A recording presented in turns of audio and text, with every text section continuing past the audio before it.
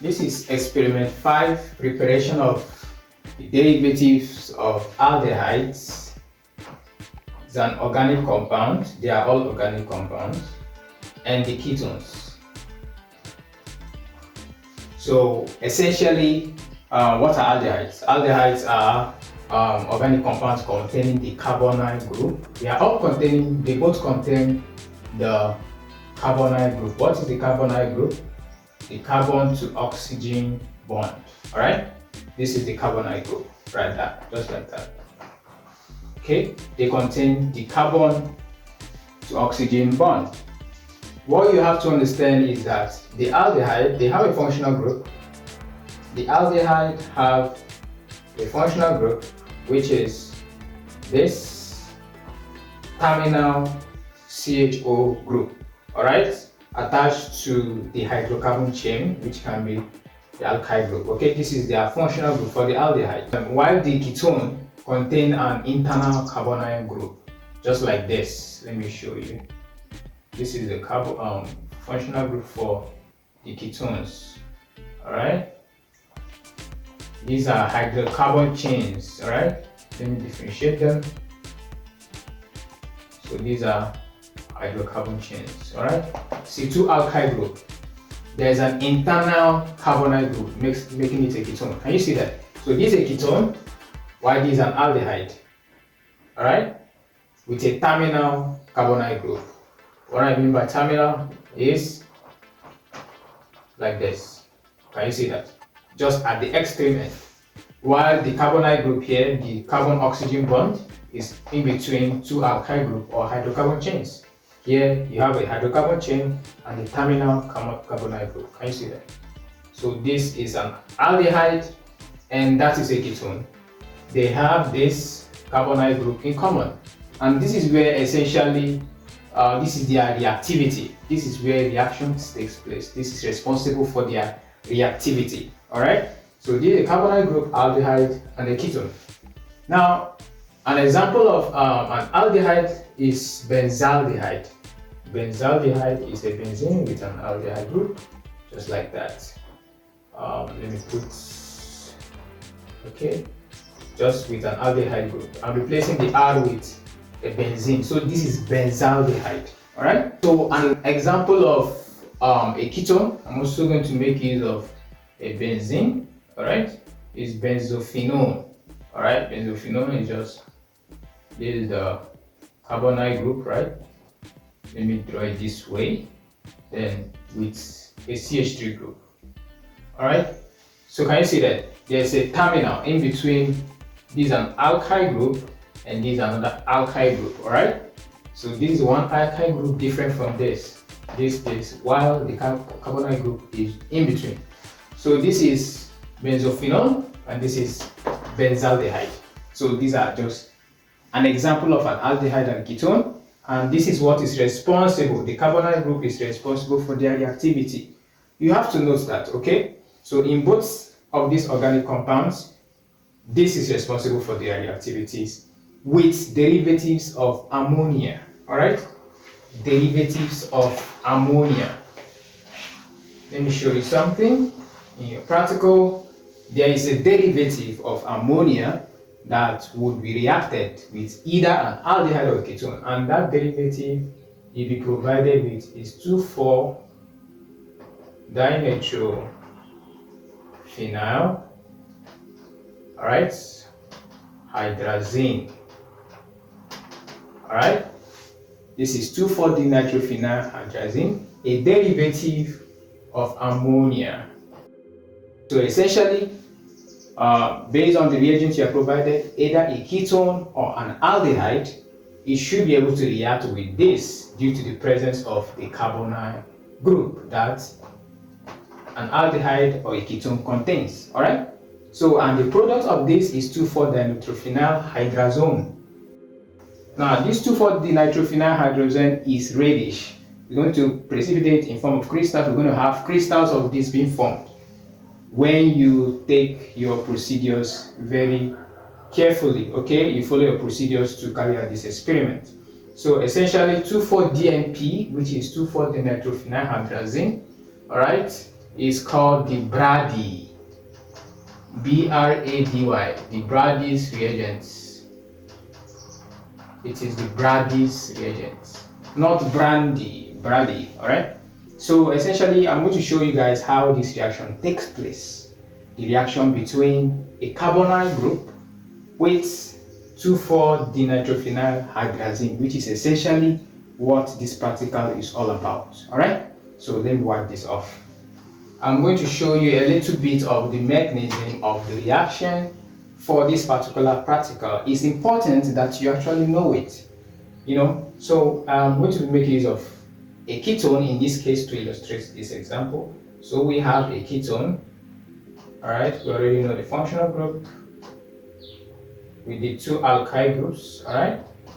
So this is supposed to react with 2,4-dinitrophenylhydrazine, which is the Brady's reagent, right? So now what happens is that, okay, I'm going to add 2,4-dinitrophenylhydrazine. This is the formula. The hydrazine is just the nitrogen and hydrogen, okay? So as this, please pay attention to the non-bonding electron. It's very, very important, right? And you know why it's there. So we have the benzene ring with the nitro group, 2 of them. Alright? I could choose to write NO2, but here I'm going to take NO2N. So this is 2,4, 1, 2, 3, 4, 2,4 dinitrophenyl. This is the phenyl group, alright? This is the hydrazine group, alright? So this is 2,4-DNP, which is the Brady's reagent. So how does this reaction take place? It takes place in the presence of an alcoholic acid or alcoholic sulfuric acid, okay? That's a mixture of, say, ethanol and sulfuric acid. And what it does, it generates the reaction between alcoholic sulfuric acid generates an oxonium ion, alright? So in the presence of an acid with an alcohol generates the oxonium ion, and of course water is also part of the driving force. So we have this in the presence of the alcoholic sulfuric acid and water, okay? So what happens? How does this reaction take place? Remember I said the reactivities of the aldehyde or the ketone is dependent upon the carbonyl group, the CO bonding, okay? So what happens is that oxygen here, to initiate the reaction, the oxygen withdraws electron from the bond connecting them, because it is more electronegative. So what happens is just like this. You're going to draw an arrow like this. So before you draw that arrow, oxygen has already non-bonding electron. I believe you should have known that by now. Oxygen has non-bonding electron. Okay, the non-bonding electron, once it has, so that is why water has this, right? Water, you see, 1, 2, these are the non-bonding electrons, alright? So let's go back to this. So once this happens, oxygen withdraws the bonding electrons, the electrons bonded to oxygen and carbon. It forms a carbocation, which is this. We're gonna have carbon. Remember, no more single bond, so we're gonna have this, right? So then we have, remember we had these non-bonding electrons initially, right? These were the non-bonding electrons. So once these electrons, each single bond is 2 electrons, okay? So once this bond is withdrawn, we have a negative charge. This negative charge symbolizes this, alright? So this carbon becomes deficient. Carbon is tetravalent, but now it's trivalent, so it has lost one, alright? It has lost an electron, so we have a positive charge. Can you see that? So with the formation of this carbocation, this reaction with the 2,4-DNP, which is the hydrazine, is now possible. Okay, now I'm going to rewrite this, alright, so we can proceed with the reaction mechanism. So remember, we formed the carbocation, which is essentially this. This is R,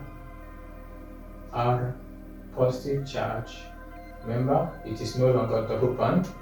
We had this non-bonding electron at first, all right, and there's electron. It is electron rich. Okay, that's why we have it here. It has withdrawn the bonding electrons. So we have this, right?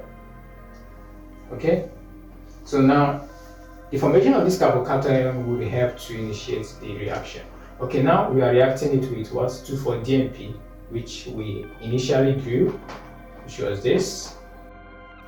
Now you can see the presence of non-bonding electrons on the nitrogen.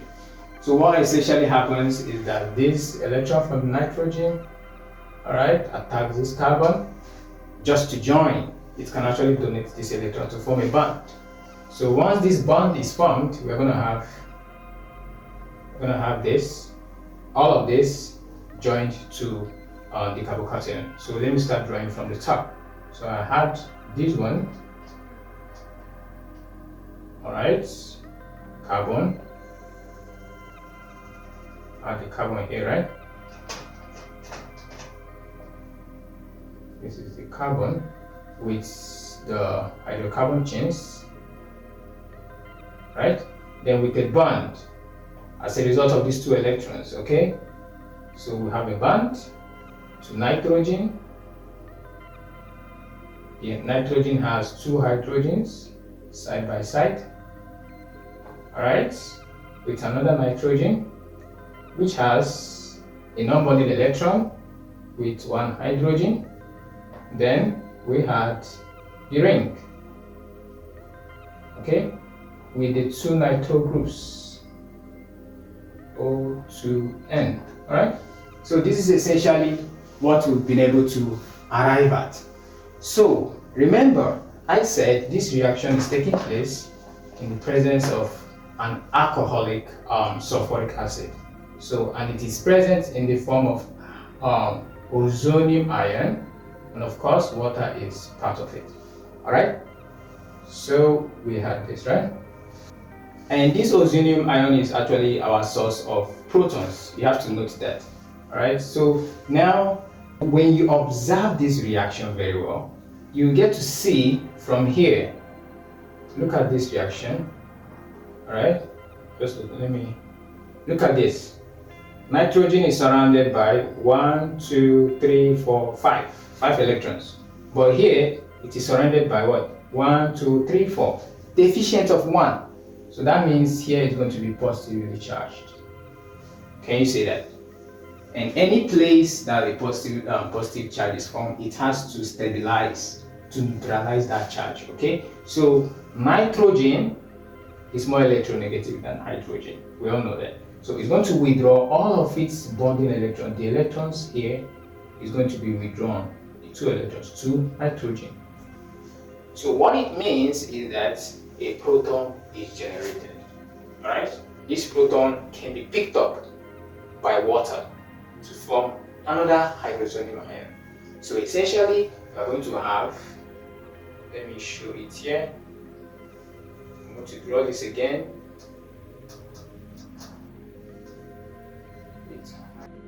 So if you notice, hydrogen has been abstracted, which can be taken up by the water to form the hydrozonium ion. So we have this now with the nitrogen, with one hydrogen, non-bonding electron. Then we had the nitro groups. All right, O2N. Can you see what just happened? This is now 1, 2, 3, 4, 5. So it is satisfied. Can you see that? Please take note of this. Let me make it a bit more clear here. So you see, so what happens to the proton? The proton is generated here. So this water can take up the proton because the water is more nucleophilic. Okay, this is water. This is water. All right. So the water has, you see, a lot of non-bonding electrons. So it can easily pick up the proton. All right. And once it picks up the proton, it forms the hydrozonium ion, the oxygen with 3 hydrogens with a positive charge, and non-bonding electrons. That's what it's going to form. So basically, this is what we are interested in.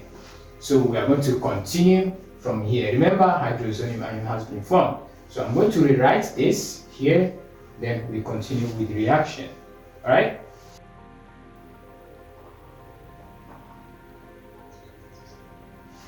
So this is what we have, right? So the next thing that is going to happen is the process of removal of water is going to happen. So essentially we want to find a way to eliminate this. So, and it can only happen in the presence of the hydrozonium ion that has been generated previously. Remember, we generated the hydrozonium ion, which is this oxygen surrounded by 3 hydrogens, all right, with a positive charge. It's positive because oxygen is supposed to be surrounded by 6. This is 1, 2, 3, 4, 5. 1 is gone. So, and it is our source for the proton. Oxygen is more electronegative than these hydrogens. It can take up the bonding electrons to itself, all right, to form water, all right. So it's going to form water. I'm only showing you a background reaction, okay? Essentially, we want to generate proton. So once it takes it up, proton is freed. So I'm going to have this proton. So it is now this proton, all right, that the oxygen here can pick up. So it picks up the proton. Don't be confused with this. This is just for your knowledge. Look at what you're supposed to concentrate on, all right? Oxygen picks up the proton, all right? So I'm going to have OH. Why this is off, forming water as part of the reaction, all right? So this is essentially going to give me, we're going to form an oxygen bonded to hydrogen. Remember, oxygen is providing the whole electrons. So that means it's going to be deficient again. Okay, so we have this 2 non-bonding, all right, with the bond to carbon, the hydrocarbon chains, with the nitrogen, non-bonding electrons, all right, with another nitrogen, the non-bonding electrons, then with the ring, with the nitro groups. So we have NO2, O2N. So can you see that? So initially, oxygen was surrounded by 1, 2, 3, 4, 5. Can we see that? Which is, oh, I missed this, right? Because it's nucleophilic, it has a lot of electrons. This symbolizes 2 electrons. Can you see that? But now, it is no longer surrounded as much as this. If you observe, oxygen picked up the hydrogen. You can see it here. We are now left with this. All right, so remember we have this one, all right, and this signifies 2 electrons, so we can put it back. Can you see? Oxygen is still surrounded anyways. 1, 2, 3, 4, 5, 6. So this is what we're going to form, as you can see here. So I guess we are on the right path, all right. So this, I'm going to, let me clean this up, all right. So particularly this, I'm going to rewrite this, or let's just continue from here. Let's continue from here because we still know our proton, our ozonium ion, which is this, with 3 hydrogens, is still present. Remember, we generated it. So, and it's our source for the protons. So what happens again? It takes up the oxygen hydrogen bond, generating yet another proton with water being removed, just like I've said here. So what happens? Oxygen picks up the proton again, all right? This is the second time it's picking another proton, just to form what? Water. So I'm going to clean here up and then show what the product is supposed to be. So essentially, look at it very well. These 2 non-bonding electron is forming a bond with hydrogen. So I'm going to have oxygen here, already had hydrogen here, then it's taking up this hydrogen. Remember we had this non-bonding electron, it's still there, okay? Can you see that? Then we had a bond to carbon, right? So I'm going to put carbon here. Right? Then with the nitrogen, with another nitrogen, and then with the ring with the nitro groups.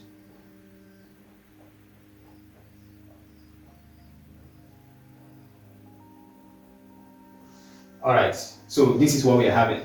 So look at it very well. We've been able to generate a living group. We call this a living group. So I'm going to wipe this off.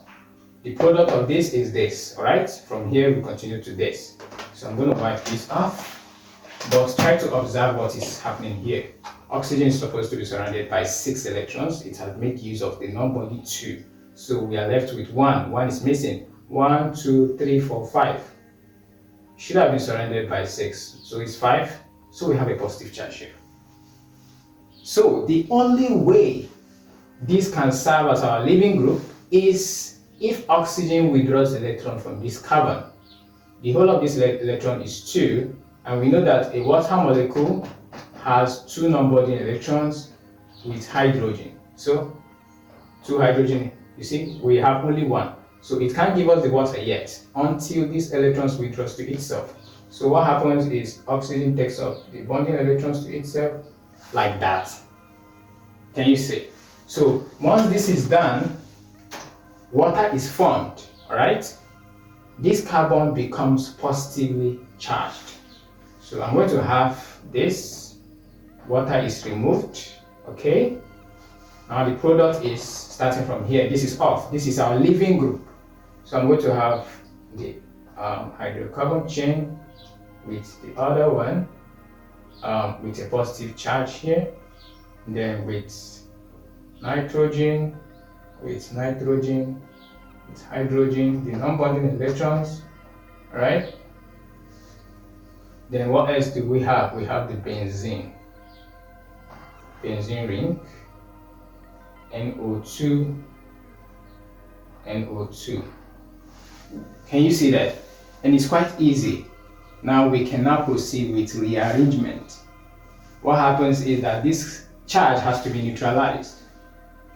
Nitrogen has non-bonding electrons. It can easily donate it to the bond, alright?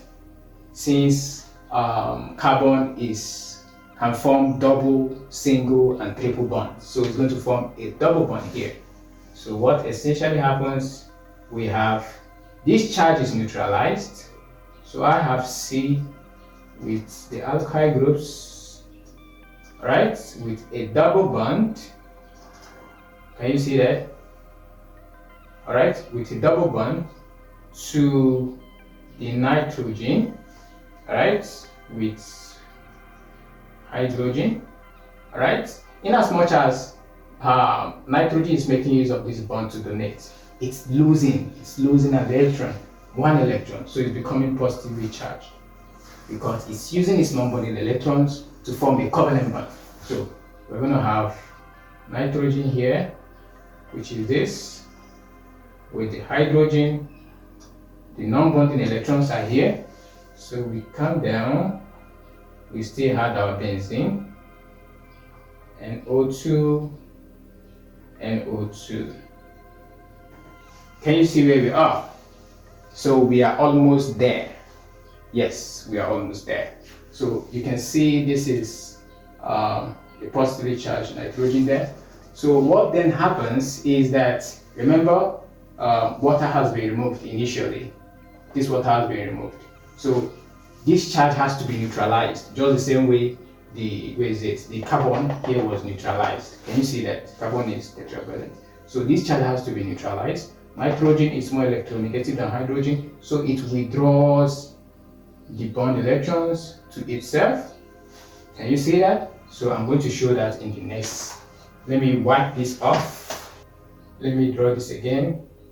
We had this. So we had a double bond with nitrogen that was initially positive charge, but the withdrawal of these electrons makes it balanced. So we have non-bonding electrons now existing with a bond to nitrogen nitrogen with hydrogen, right?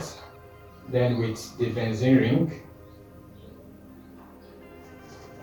NO2, O2N.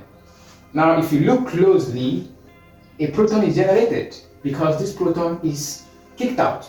So what happens to the proton? This proton can be picked up by the water molecule, okay? So if you want to show the reaction of what happened to the proton, so we had the water molecule that was removed from the initial stage, and we know the water molecule is just two non-bonding electrons. So it can actually pick up this hydrogen. So let me draw it closer. This is oxygen, all right, with hydrogen.